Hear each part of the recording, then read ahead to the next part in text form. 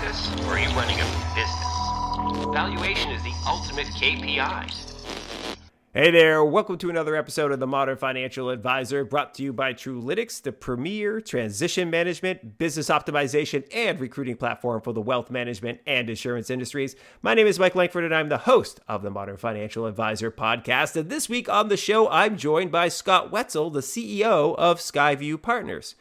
SkyView is a boutique investment bank focused exclusively on the needs of independent financial advisors and RIAs. And I think this conversation with Scott is particularly timely as we enter 2020 and the brand new decade ahead of us.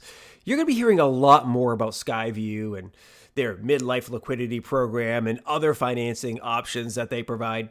But you're also going to be hearing a lot more about financing and capital options available to advisors just in general, right? Because when you think about where the industry is, we talk about that great wave of transition all the time at Truelytics. And that's because the average age of a financial advisor right now is about 60 years old. And that means in this next decade to come, there are going to be a lot of retirement. So a lot of transition, a lot of succession planning, and a lot of financing needed to facilitate that. And what I found particularly illuminating in my conversation with Scott is that the recognition from him and the team of what makes not only the advisor and RIA community of business owners unique, but also what makes the relationships with the SkyView network of community banks uniquely suited to serve the space. And I think this is important to you and your business because some of the historic limitations on the individual advisors' businesses and RIAs are gradually being lifted thanks in part to firms like SkyView. It sounds funny when you say it out loud, but for the longest time, the advisory business has been a cash-only business. Banks wouldn't lend to advisors, and other forms of capital were limited unless you grew your firm to truly massive size, right? Your multi-billion-dollar RIA firms they're able to raise capital pretty easily through traditional small business lending or even raising equity financing if they need to. But that really hasn't been available to your average individual financial advisor or a small RIA firm that might have a team of 5 advisors, right? And, as you'll hear Scott describe, another challenge facing the advisor space is that those big box banks, as I mentioned, they're often competing with advisors, right? So over time, it's inevitable that an advisor will lose a client or two to a wealth management team at a big bank. So it feels like the stars have aligned for the model of financing ecosystem that SkyView and others, supported by Truelytics, that these firms are bringing to existence. And it's really, really exciting. So I really look forward to the conversation. I think you're going to dig it. And as always, please make sure that you like and subscribe to the podcast. We're on Apple Podcasts, Google Play, Spotify, Stitcher, wherever you get your podcast jam on. Also, be sure to give the pod a share, comment on social. We're active on LinkedIn, Facebook, and Twitter. You can also send questions to podcast@Truelytics or Mike@Truelytics. Love to hear from you. Suggestions for the show, questions about this particular episode, or suggestions for guests. Maybe that guest is you. It'd be great to have you on the show. And, now, why don't you go ahead and grab a beverage, sit back, buckle up, and we'll get to the conversation with Scott Wetzel. Well, Scott, thank you so very much for making time to join us on the show today. I really appreciate you here. So, thanks. Welcome. I appreciate being on the show today. Thanks for having me. So before we dive in, I really kind of need to tell you a little bit of a story about my fondness for the name SkyView. I grew up in a town called Brockton, Massachusetts. It's a small city about 18 miles or so south of Boston. And one of the very early airports in the Northeast was in Brockton, Mass. And eventually it stopped being an airport and it was turned into the SkyView Drive-In. And I used to go to that SkyView Drive-In theater when I was a kid. It's where I saw lots of movies, like the original Star Wars came out and I saw it there first. So it's kind of always had a fond name convention in my head for the name SkyView. Mike, I'm seeing a branding opportunity if the SkyView Theater is still open. I don't know that it is. I don't know if any drive-ins out there. I mean, you're kind of dating yourself here this morning, but that's okay. I am. I know exactly. Child of the 70s and 80s. It's really kind of funny. I think the drive-ins were all gone by the time the 90s rolled around for the most part. You could find a couple, but yeah, they were a thing of the past. And unfortunately, my beloved Skyview Drive-In is no more. I think it's like senior living or something like that there on the lot. Oh, that's unfortunate because I actually know a senior from out there. He's on our staff, so it all is coming together now. That's great. Well, anyway, I'm super excited. Terry Mullen put us together. He said you'd be fantastic to have on the show, not just because he thought you were great, but the stuff that you're doing at Skyview is really important for the industry at the moment. So I thought that'd be a great place to kick things off by exploring why the type of capital Skyview provides is important, right? Because we've had other people on the show talking about other things, capital related, but in my mind, from the stuff that I've reviewed that you sent over, Skyview is fairly unique. So maybe kind of give us a little bit of background about Skyview, but also, the solution you're providing. Yeah, certainly appreciate that. And we are unique, yet I need to pay homage to Live Oak Bank. Live Oak Bank initiated funding wealth management industry loans in 2013 in an SBA structure when, candidly, no other bank in the country would touch our industry, and really did not recognize enterprise value for a wealth management practice. So until 2013, roughly 2% of independent and registered investment advisors actually experienced a liquidity event at retirement. And that was commonly done through a seller note. Live Oak Bank came along with SBA structure, started funding, funded about 750 million to date. And to Steve Jobs' credit, he said that great innovators don't copy good ideas; they steal them. So we saw a great idea and what Live Oak was doing, and with our experience in the wealth management industry, we added our expertise around what makes a solid credit in wealth management, but also our expertise around understanding the distribution mechanism in the industry and what advisors expect from a service standpoint. As a result, we have 30 plus external wholesalers throughout the country and an internal sales desk. So it's always a white glove experience through the entire process at Skyview.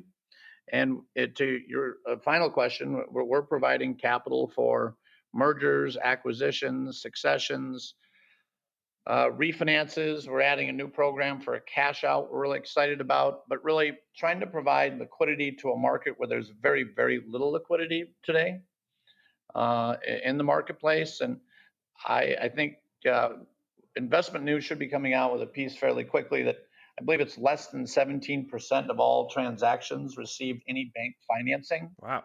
Why do you think that is? I'm very curious about just this concept of why banks traditionally have had a challenge with this space. Because to me, as I think about, the wealth management space and frankly, the business model, to me, I mean, because, the only thing I can think of is, they don't have assets generally in terms of, form of machinery or buildings or what have you. But if you think about the business model, it is a recurring revenue stream and it's very predictable. And you can look at it historically and get a really good feel for how stable it is.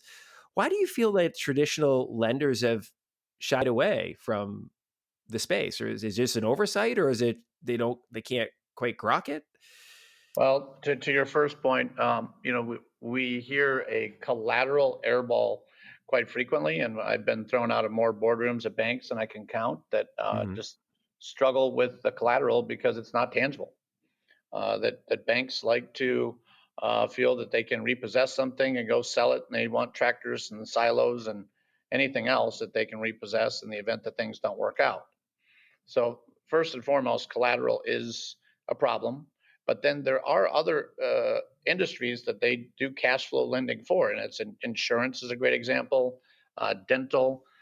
But there's also nominal tangible assets. But the problem the banks still had with wealth management until about 2016 is that most wealth advisors were doing most of their business on a transaction basis. Therefore, if you went to your local bank and you showed them your revenues, 1 year you had a fantastic year and were way up. The next year you were 30% down, and there was no correlation and no consistency in that revenue. I can tell you that the Department of Labor did us all a huge favor, and for a couple of reasons, it forced many advisors to fee-based accounts, creating recurring, very predictable revenue streams. As a result, we can bring those credits that have our policy calls for at least 60% recurring fee-based revenue to banks and show them a very predictable revenue stream and a diversified portfolio that in the event the market does correct to 42% again, that the advisor is managing those assets, that revenue in that practice will not reduce by 42%. So yes, as we all know today, it's recurring, predictable revenues, but banks really, although they may have had a wealth management department, that message had not been communicated over to the credit department. So, you covered a range of different types of financing options, right? Capital supply options. You mentioned M&A and so forth. I wanted to dive into some of the non-M&A financing and why advisors may be looking to work with a firm like SkyView in their business. And so I wonder if you can kind of cover those a little more in depth. Well, the first thing that we always advise advisors around when it comes to banking is that don't wait until you have a transaction or a prospective seller. Uh, Let us introduce you to one of our banks that's actually in the business of funding advisory loans, and there's only roughly 23 in the country today that are in that business.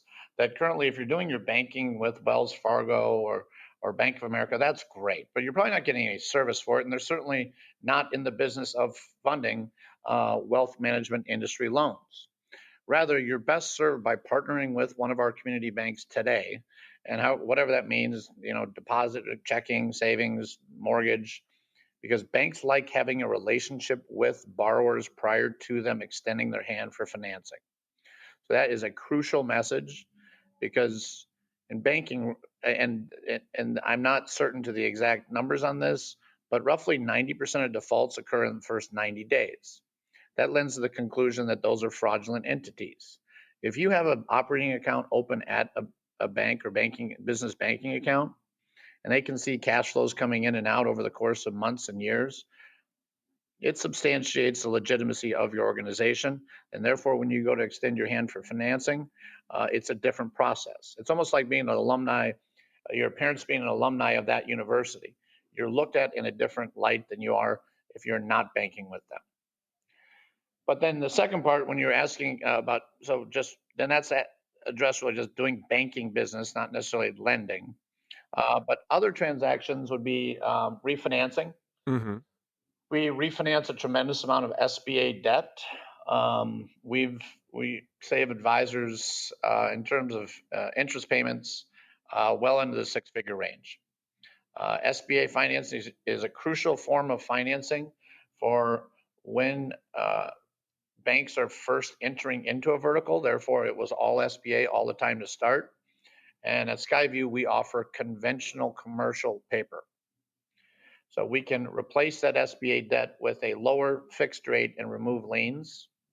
And the last one is something we just rolled out more recently, is a cash out transaction, which it's almost like a HELOC on your practice. So if you've built up substantial equity in your practice and have very little debt on your practice, and your practice, let's say, is worth $4 million, and you'd like to take out a loan for $1 million to buy that new home that your spouse would like, we have that optionality available from our banks now. And then you can pay it back over a 7-year term and receive obviously a favorable tax consequence on the liquidity, but also favorable tax consequence on the interest payments as well. So this is that term that you guys, it's been termed midlife liquidity, right? There was a note that went out or is being prepared to go out to advisors that are both Truelytics and in the SkyView network. And phrasing this as midlife liquidity, right? That if you have a business and you're kind of cash poor, if you want to call it that, or not cash rich enough, and you want to be able to take some of the money out of the business so you can do other things, like you said, maybe buying a home or investing in another business, whatever that may be, you have the ability to through financing through SkyView, access some of that capital with favorable terms. Correct, and it does. The banks are a little more conservative with the transaction.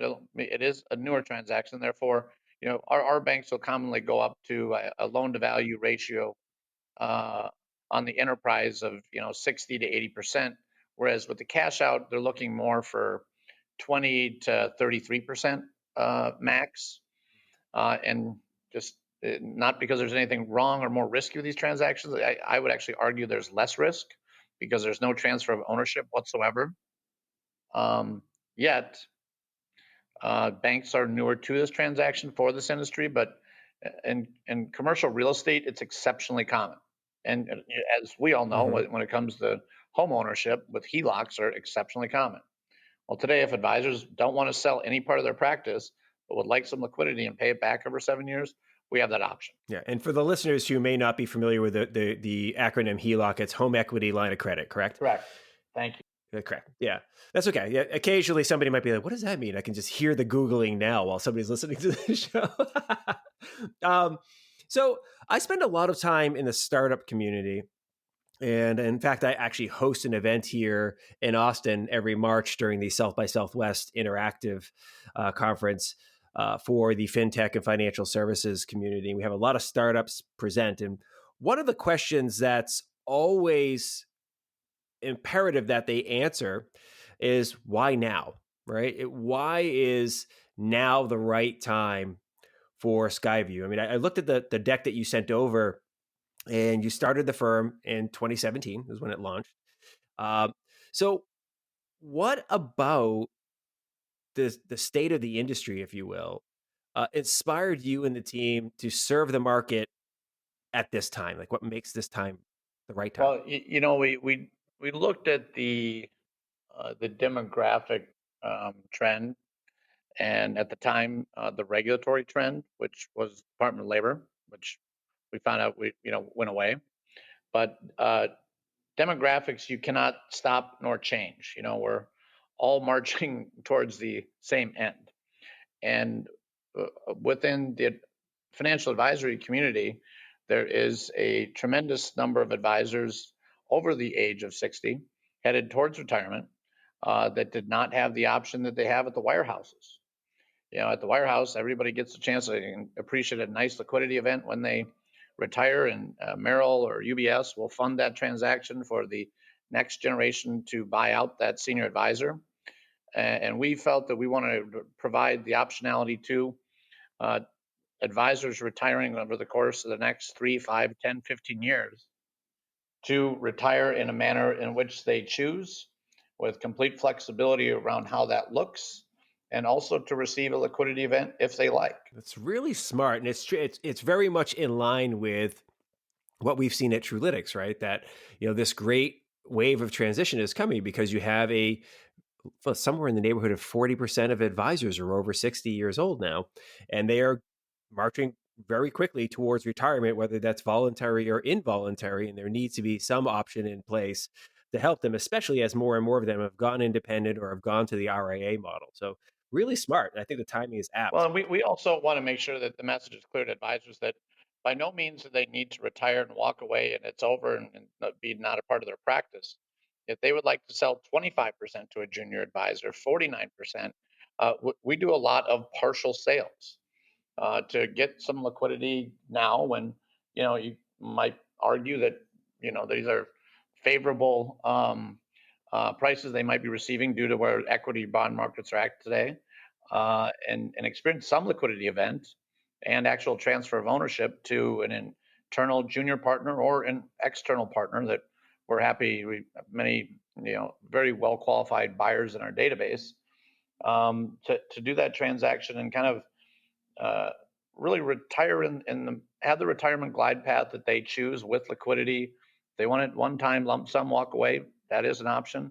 Or if they'd like to experience it over a 10-year period, that's an option as well. They just dictate to us how they'd like it done, and we find the appropriate bank to fund. I think that's a really smart and important clarification there, that it's not an all or nothing thing when it comes to transition and succession planning. It doesn't have to be like, that's it, I'm cashing out and I'm out of here, riding up to the sunset. it absolutely can be that smoother glide path, as you mentioned. And I think it's really important for advisors to keep in mind as they approach it. Well, and the other part is that, again, we work with 23 banks throughout the country, and they all have their own peccadillos, and they all have their own individual credit policies and transactions they like to see and don't like to see. And some favor refinances and internal successions and do not like external purchases. Some really like the partial buyout, as we just discussed. Others are not in favor. And what's important for the advisors working with us, we'll find the right bank to get the transaction funded at the best possible rates, terms, and conditions for our clients. So, kind of building off of this, I mentioned the why now. The next question that usually follows up is why you, right? Why you and your team? So, I'd love to dive into your background a little bit to give the listener a little appreciation for why you and your team are uniquely qualified this, but specifically yourself. Looking at your LinkedIn profile, I see that you have a ton of experience in the wealth management and asset management spaces. I wonder if you wouldn't mind sharing your journey to SkyView. Like, what was your aha moment? And you're like, "This is where I'm going," right? Because it looks like it's a bit of a pivot, right? If I think about your experience that at least I can see on your LinkedIn profile, there's a tiny bit of a pivot to SkyView. So I wonder if you might want to share like what makes you and the team, uniquely qualified and how your journey brought you here. Yeah, thanks. It really goes back to I co-founded the first third-party distributor of what we called hedge funds at the time until that became a dirty word. Now they're alternative investments, and that's been over 17, 18 years ago. And started a like distribution entity and sold that organization and stayed in distribution for the interim of my career and understood distribution within the industry and recognized that there was substantial demand for financing. Actually, we just rolled over $1 billion in applications in under 2 years yesterday for bank financing. But you're absolutely right that essentially, well, let's say that I still have one foot in the wealth management industry, but most of my time is spent in banking today.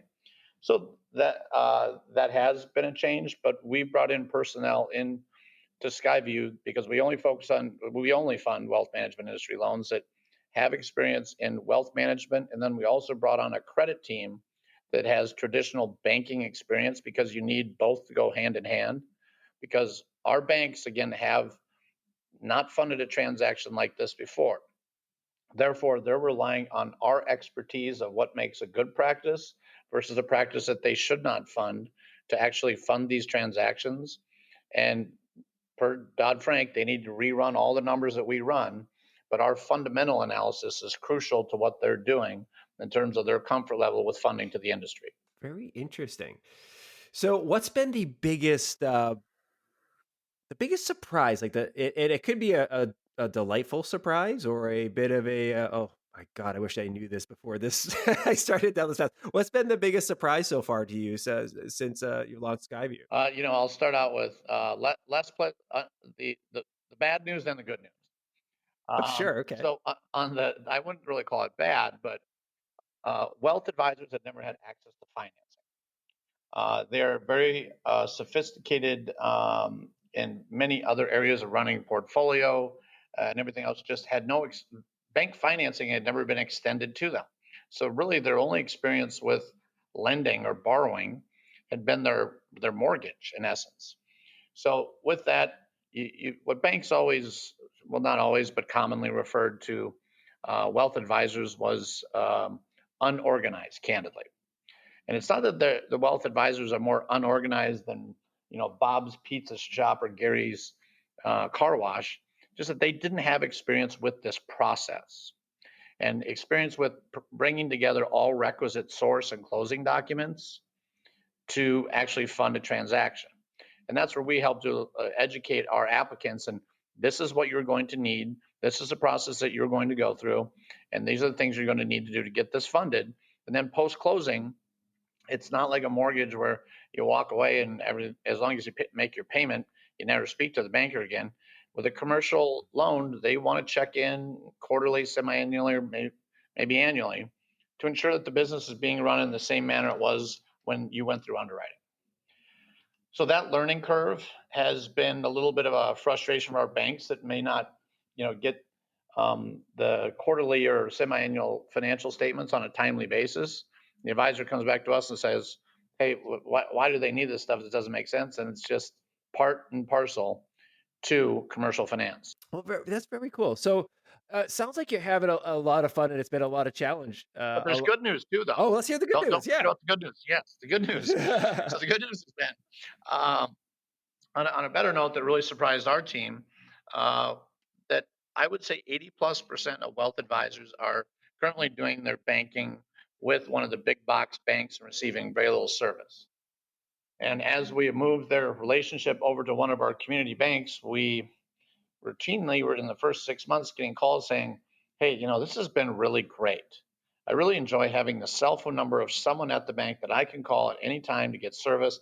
I never had this at B of A. I'm not trying to pick on B of A or whatever big box bank they were at, that these community banks really appreciate that business and have a similar service commitment to their clients that the wealth advisors do, that it's very personalized, high touch, and you always have someone that's dedicated to your deposit account, your loan, that you can pick up the phone at any time and get a hold of someone directly at the bank who provides you with great service. So that has been an absolutely pleasant surprise for all of us.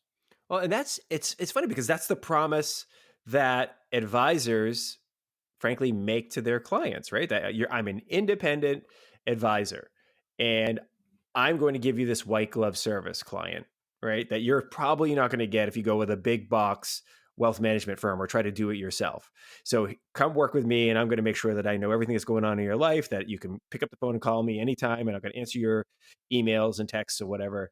And here they are suddenly, many of them, as you say, for the first time, getting that same level of service from their bank that they've kind of been promoting to their clients. So it must feel wonderful. Well, and you think about from the wealth advisor standpoint that their service level, they have a staff and they're providing us very white glove service experience.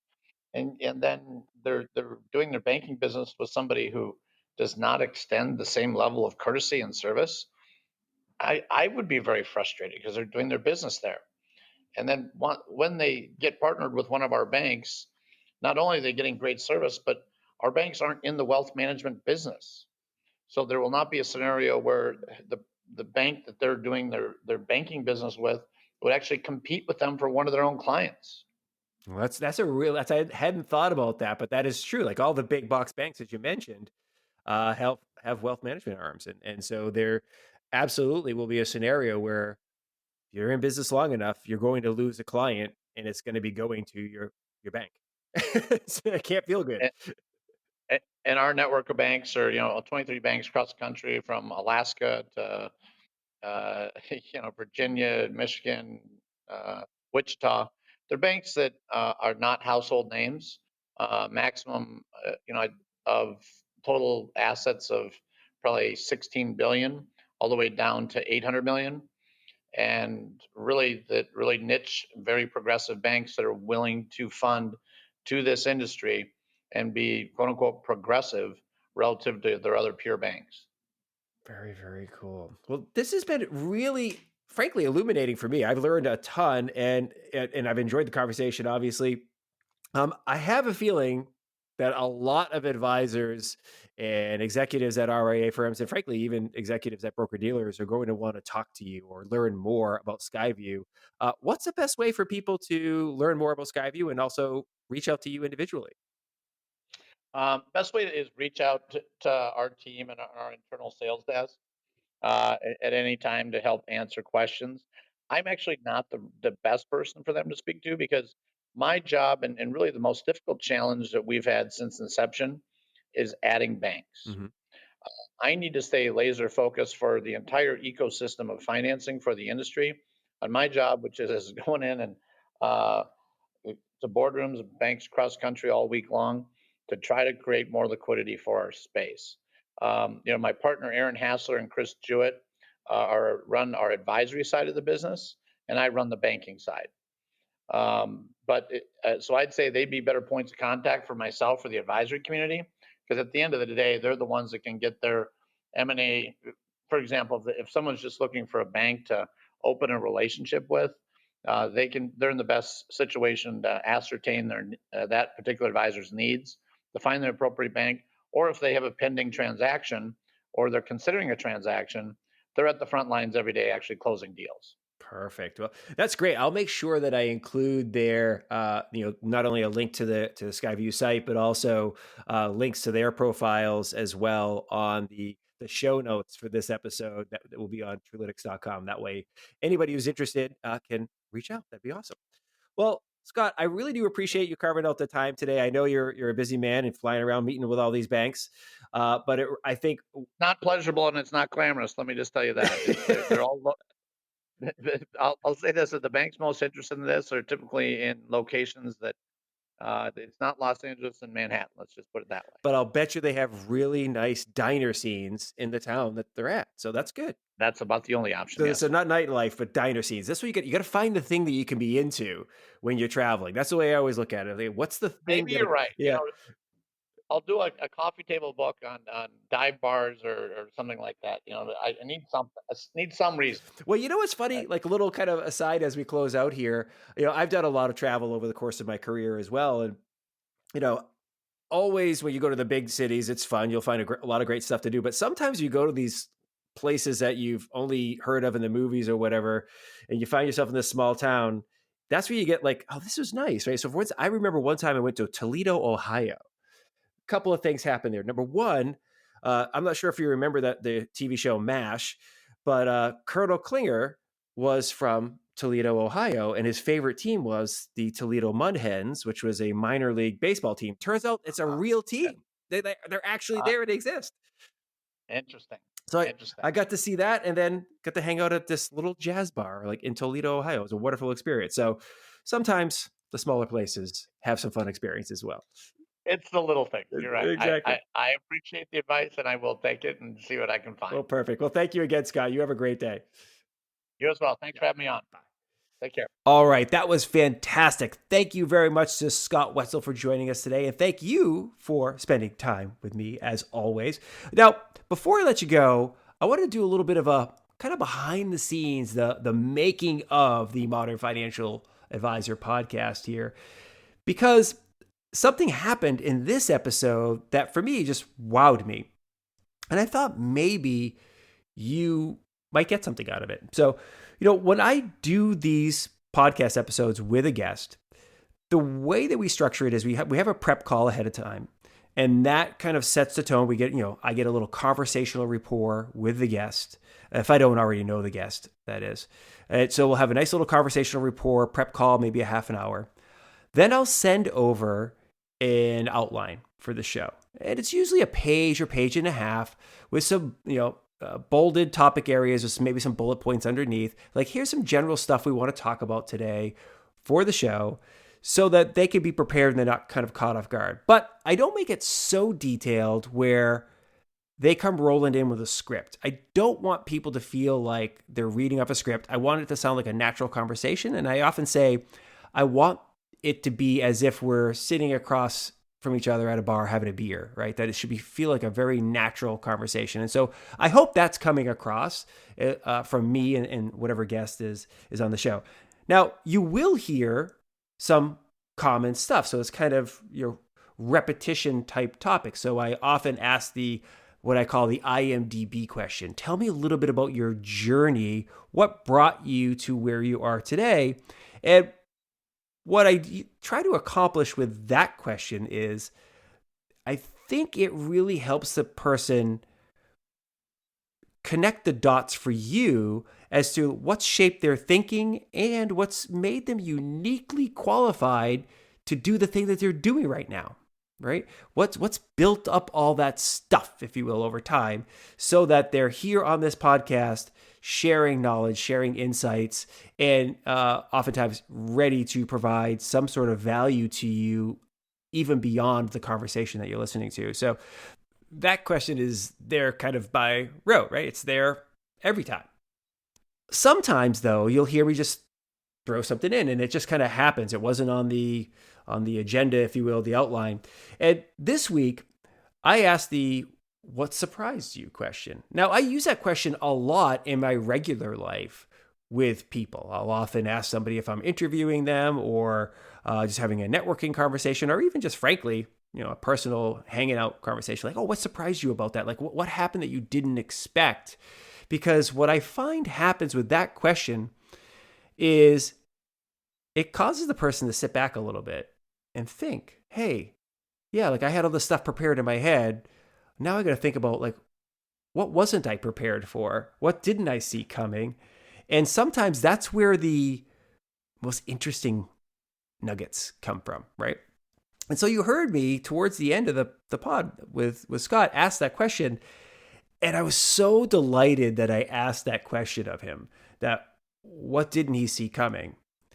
And he answered, as you heard, that he did not see the fact that advisors in general are not prepared for the amount of paperwork that's required to not only secure their financing, but also to service their financing.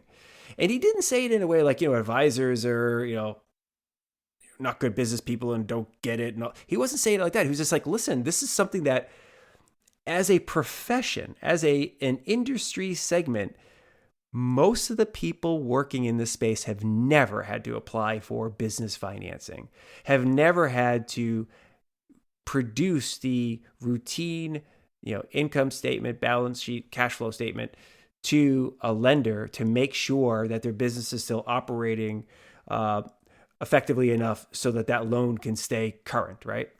Because business loans are different than personal loans, whether it's a mortgage or a credit card or whatever. Like, you actually have to service these things by routinely providing some information to the lender.